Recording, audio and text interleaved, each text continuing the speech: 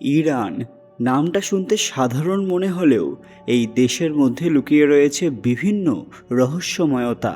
প্রাচীন ভারতের পুরাণ পড়লে আমরা একটা অদ্ভুত বিষয় দেখি, যে সত্তাগুলোকে বৈদেশিক সাহিত্যে অনেক সময় অসুর বলা হয়েছে। প্রাচীন ইরানের ধর্মীয় ঐতিহ্যে তাদেরই কিছু নাম সম্মানের সঙ্গে উচ্চারিত হয়েছে, আর সেখান থেকেই জন্ম নিয়েছে এক ভয়ানক মতবাদের। ভারতে যাদেরকে রাক্ষস বা অসুর মনে করা হয়, ইরানে কি তাদেরই পুজো করা হয়? শুনে চমকে গেলেন তো? শুনতে অবিশ্বাস্য লাগলেও এর পেছনে আছে হাজার হাজার বছরের ইতিহাস। ঠিক কী ঘটেছে সবটাই জানাবো, এবং এটা কি সত্যি নাকি পুরোপুরি মিথ্যে সেটাও জানবেন আজকের ভিডিওতে। তার আগে কমেন্ট বক্সে হর হর মহাদেব লিখতে ভুলবেন না। সকলকে আমাদের চ্যানেল পুরাণ কথায় স্বাগত। আজকে আপনারা জানবেন ইরানের এক ভয়াবহ রহস্য। ভিডিওতে এগোনোর আগে সবাই অবশ্যই আমাদের চ্যানেলটি সাবস্ক্রাইব করে নেবেন। প্রায় 4000 বছর আগে ভারত এবং ইরানের পূর্বপুরুষরা সম্পূর্ণ আলাদা জাতি ছিল না।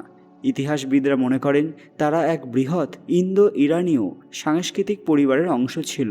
তাদের ভাষা, দেবতা, গান, আচার সব কিছুর মধ্যেই বিস্ময়কর মিল ছিল। কিন্তু সময়ের সঙ্গে সঙ্গে এই দুই শাখা আলাদা পথে হাঁটতে শুরু করে। ভারতের বৈদিক সাহিত্যে দেব মানে শুভ শক্তি, আর অসুর ধীরে ধীরে বিরোধী শক্তির প্রতীক হয়ে ওঠে। কিন্তু প্রাচীন ইরানে ঠিক উল্টো ঘটনা ঘটল। সেখানে আহুরা বা অসুর শব্দটি সম্মানিত হয়ে গেল। সবচেয়ে বিখ্যাত উদাহরণ হলো আহুরা মাজদা। জরথুস্ট্রবাদে তিনি সর্বোচ্চ দেবতা, জ্ঞান, সত্য আর আলোর প্রতীক। এখানে ইতিহাসের রহস্যটা আরও গভীর।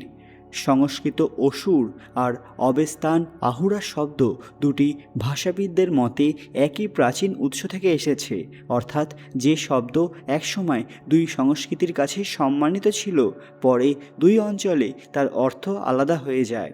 এটা অনেকটা এমন যেন দুই ভাই আলাদা দেশে গিয়ে একই পারিবারিক ঐতিহ্যকে ভিন্নভাবে ব্যাখ্যা করল। আরও অবাক করার বিষয় হলো, কিছু বৈদিক দেবতার নামও ইরানি ঐতিহ্যে ভিন্নভাবে দেখা যায়। উদাহরণ হিসেবে দেব শব্দটি ইরানের কিছু প্রাচীন গ্রন্থে নেতিবাচক অর্থে ব্যবহৃত হয়েছে। তাহলে কি সত্যি ভারতের রাক্ষস ইরানের দেবতা? আসলে বিষয়টা এতটাও সরল নয়।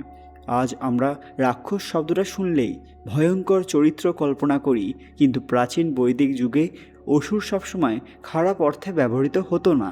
বহু পুরনো স্তোত্রে, এমনকি কিছু সম্মানিত দেবতার ক্ষেত্রেও অসুর উপাধি ব্যবহার করা হয়েছে। পরে ধর্মীয় এবং সাংস্কৃতিক পরিবর্তনের কারণে শব্দগুলোর অর্থ বদলে যায়। এখানেই আসে সবচেয়ে বড় ঐতিহাসিক পরিবর্তন। প্রাচীন ইন্দো ইরানীয় ঐতিহ্যে দেব শব্দটি সাধারণত সম্মানিত শক্তিকে বোঝাতো, কিন্তু জরথুস্ট্রের শিক্ষায় দাইভা, দেব শব্দের ইরানি রূপ, ধীরে ধীরে বিভ্রান্তি, মিথ্যা বা ভুল উপাসনার প্রতীক হিসেবে চিত্রিত হয়। অর্থাৎ তিনি যেসব সত্তাকে প্রত্যাখ্যান করেছিলেন, সেগুলোর কিছু নামের মধ্যে বৈদিক দেবতাদের ভাষাগত সম্পর্ক ছিল। জরথুস্ট্রের বেশ কিছু চিন্তাধারা বর্তমান হিন্দু ধর্মের বিভিন্ন বিশ্বাসের ওপর সরাসরি প্রশ্ন তুলে দিতে পারে। যেমন তিনি সেই সময়কার ইরানি ধর্মীয় প্রথার কিছু অংশের বিরোধিতা করেছিলেন। পরে ইতিহাসবিদরা দেখেছেন সেই প্রাচীন ইরানি দাইভা ধারণা আর বৈদিক দেব ধারণার মধ্যে ভাষাগত সম্পর্ক রয়েছে। জরথুস্ট্রের সবচেয়ে বড় বার্তা ছিল মানুষকে সত্য, অর্থাৎ আশা এবং মিথ্যার মধ্যে বেছে নিতে হবে। তিনি বিশ্বাস করতেন বিশ্বে ভালো এবং মন্দের একটি নৈতিক সংগ্রাম চলছে, আর মানুষের কাজ হলো সবসময় সত্যের পাশে দাঁড়ানো। এই কারণেই তার ধর্মে এক সর্বোচ্চ জ্ঞানময় ঈশ্বরের ধারণা বিশেষ গুরুত্ব পায়। তাই জনপ্রিয় শিরোনামে অনেক সময় বলা হয় জরথুস্ট্র ভারতীয় দেবতাদের ডেমন বা অসুর বলেছিলেন। কিন্তু ইতিহাসের ভাষায় বিষয়টা একটু বেশি সূক্ষ্ম। তিনি আসলে তার সময়কার কিছু দেব উপাসনা এবং আচারকে প্রত্যাখ্যান করেছিলেন। এই ধর্মীয় সংস্কারই পরে জরথুস্ট্রবাদকে বিশ্বের প্রাচীনতম একেশ্বরবাদী বা এক সর্বোচ্চ ঈশ্বরকেন্দ্রিক ধর্মগুলোর মধ্যে একটি হিসেবে পরিচিত করে। ইরানের প্রাচীন আগুনের মন্দিরগুলোতেও আজও সেই পুরনো ঐতিহ্যের ছায়া দেখা যায়। আগুনের প্রতি শ্রদ্ধা, সত্যের ওপর জোর, শুদ্ধতার ধারণা এসবের সঙ্গে প্রাচীন ভারতীয় বৈদিক সংস্কৃতির অনেক মিল রয়েছে। ভারতের অনেক গবেষক এই মিল দেখে বিস্মিত হন, কারণ হাজার হাজার বছর আগে আলাদা হয়ে যাওয়া দুই সভ্যতার মধ্যে ভাষা, প্রতীক এমনকি ধর্মীয় ধারণার আশ্চর্য সাদৃশ্য টিকে আছে। যেমন ধরুন অগ্নির পবিত্রতা। ভারতে যেমন অগ্নি যজ্ঞের কেন্দ্রবিন্দু, তেমনি প্রাচীন ইরানেও পবিত্র আগুনকে সত্য, শুদ্ধতা এবং ঐশ্বরিক আলোর প্রতীক হিসেবে দেখা হতো। দুই ধর্মে আগুনকে ঈশ্বর নয়, বরং ঈশ্বরের শক্তির পবিত্র প্রতীক এবং মধ্যস্থতাকারী হিসেবে গুরুত্ব দেওয়া হয়েছে। এছাড়া সংস্কৃত যজ্ঞ এবং ইরানি ইয়াসনা শব্দ দুটির মধ্যে শুধু ধ্বনিগত নয়, আচারগত মিলও রয়েছে। দুই ক্ষেত্রেই মন্ত্রপাঠ, অগ্নি, পবিত্র পানীয় এবং দেবশক্তির উদ্দেশ্যে নিবেদন করা হতো। গবেষকরা মনে করেন এদের উৎস অত্যন্ত প্রাচীন এবং অভিন্ন। এছাড়া বৈদিক ধর্মে সোম ছিল এক পবিত্র পানীয়। প্রাচীন ইরানে এর সমতুল্য ছিল হাওমা। দুই ধর্মেই এটি আধ্যাত্মিক শক্তি, প্রার্থনা এবং ধর্মীয় অনুষ্ঠানের সঙ্গে যুক্ত ছিল। সূর্য, জল, বায়ু, আগুন, আকাশ এই প্রাকৃতিক শক্তিগুলোর প্রতি সম্মান দুই ঐতিহ্যেই দেখা যায়। প্রাচীন ভারত এবং প্রাচীন ইরান উভয়ই বিশ্বাস করত যে বিশ্ব ব্রহ্মাণ্ড একটি নৈতিক এবং মহাজাগতিক নিয়মে পরিচালিত হয়। বৈদিক ধর্মে রীত মানে মহাজাগতিক সত্য এবং শৃঙ্খলা। জরথুষ্ট্রবাদে এর কাছাকাছি ধারণা হলো আশা।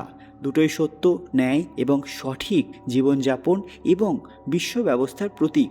এছাড়াও রয়েছে একাধিক মিল, যা শুনলে আপনারা সবাই চমকে যাবেন। সবচেয়ে অবাক করা বিষয় হলো আজ ভারত মূলত হিন্দু ঐতিহ্যের দেশ আর ইরান একটি ইসলামিক রাষ্ট্র, কিন্তু তাদের প্রাচীন ইতিহাসের গভীরে গেলে দেখা যায় একসময় তারা ভাষা, দেবতার নাম, আগুনের আচার, পবিত্র পানীয় এমনকি মহাজাগতিক সত্য সম্পর্কে ধারণাও ভাগাভাগি করত। তাই ভারত এবং ইরানের প্রাচীন ধর্মীয় সম্পর্ক আসলে কে কাকে প্রভাবিত করছে তার গল্প নয়, বরং এটি হাজার হাজার বছর আগে একসঙ্গে পথ চলা দুই প্রাচীন সভ্যতার গল্প, যারা পরে আলাদা পথে চলে গেলেও তাদের শিকড়ের অনেক স্মৃতি আজও বহন করে চলেছে। আর বর্তমানে ইরানে তো ধীরে ধীরে হিন্দু ধর্ম ছড়িয়েই পড়ছে। এবার দেখার বিষয় কোন ধর্ম সেখানে প্রধান ধর্মের নাম লাভ করে। এই ঘটনা দেখে ভারতের বহু মানুষ যথেষ্ট উদ্বিগ্ন, কারণ ইরানের এই ঘটনা অনেকেই জানতেন না। এমনকি ইরানের বহু মানুষ তাদের ভেতরকার রহস্য সম্পর্কে এবং এর সঠিক ইতিহাস সম্পর্কে আজও জানেন না। আজকের ভিডিওটি ভালো লাগলে অবশ্যই লাইক করবেন। আপনারা যদি চান আমরা এরকম অজানা ভিডিও আরও বানাই, সেটা কমেন্ট বক্সে অবশ্যই জানাবেন। বন্ধুরা, আপনারা কি ইরানের সেই সব দেবতা সম্পর্কে জানতে চান যাদেরকে ভারতে পুরোপুরি নিষিদ্ধ করা হয়েছে? তাহলে কমেন্টে জানাবেন। আর হ্যাঁ, অবশ্যই ভক্তির সঙ্গে হর হর মহাদেব লিখতে ভুলবেন না। আরও এরকম দরকারি আপডেট পেতে পুরানো অফিসিয়াল চ্যানেলটি মনে করে সাবস্ক্রাইব করে নেবেন। খুব তাড়াতাড়ি ফিরে আসবো আরেকটি দরকারি ভিডিও নিয়ে। ততক্ষণ আপনারা এই ভিডিওগুলো দেখতে পারেন। ধন্যবাদ।